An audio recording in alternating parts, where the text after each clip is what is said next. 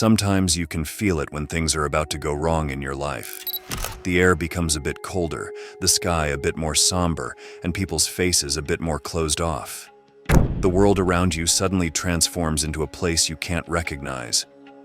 But what if every detail of your life, even your loved ones, is deceiving you? What if everything you know is built on a lie? I don't even know where to begin to tell you about what I've been through. I feel like I'm in the midst of a real nightmare. How can a person be so deeply wounded by those closest to them? Disappointments, lies, betrayal. I've experienced them all at once. What do you do when you realize you can't trust anyone? Now I will tell you step by step how all this chaos started, how it dragged me into a dead end, and how it finally ended in destruction.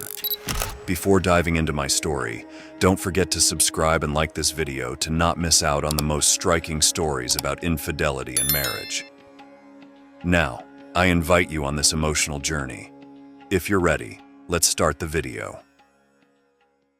A few years ago, I decided to move with my family to a new town an hour away from the noisy streets of Philadelphia. The place had a mixed demographic. People of various ethnic backgrounds and tough-natured Americans of German descent filled the area.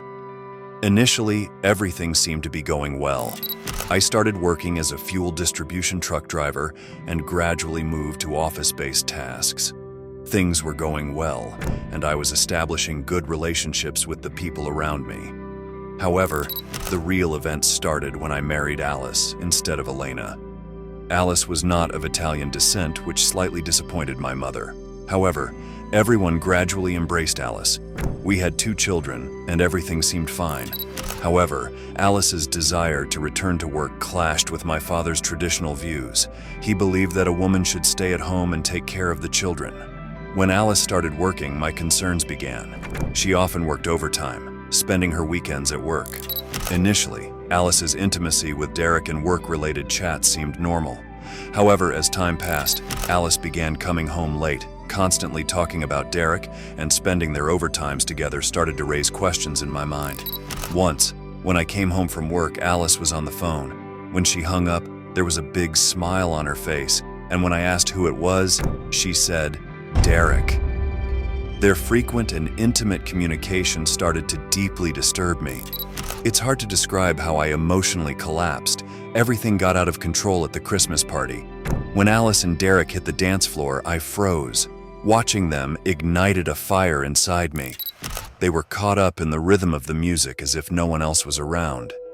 Alice was laughing, and Derek was looking at her with admiration. The looks on their faces, the silent agreements. It was all too clear. When I confronted them, Alice claimed her innocence, but I couldn't believe it. That night, I felt like I had severed all ties with Alice. After going home, I talked to my mother and told her everything about the situation. That night, when I returned home, I talked with my mother. I told her everything that had happened. As always, she advised me to stay calm and thoroughly assess the situation. However, the storm inside me was not subsiding. My mother said, "Sometimes you need to be skeptical even of what you see with your own eyes." But I was already convinced that what I had seen was real, and I was trying to cope with the accumulating anger and disappointment. Later, I decided to meet with an old friend, Luke, in Philadelphia. Luke had always been supportive, but things got even weirder. Luke's niece, Bella, suddenly became involved in our plans. While discussing the situation with Luke, Bella happened to be there and overheard our conversation.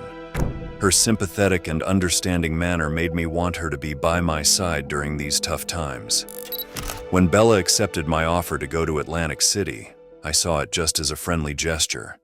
However, her involvement in this plan later created an oddity in the police investigation related to Derek's disappearance. I had known Bella for years, but this time it was different. When I received news of a police investigation about Derek, everything became even more complicated. Derek had gone missing and the police wanted to talk to me. Their questioning, Bella's presence, and all the complex relationships from the past. Thinking about all this made my head spin. After Derek disappeared, a police investigation began.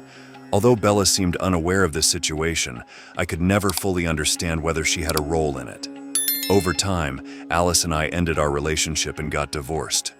However, the mystery surrounding Derek's disappearance was never solved, and this situation continued to stay with me for the rest of my life.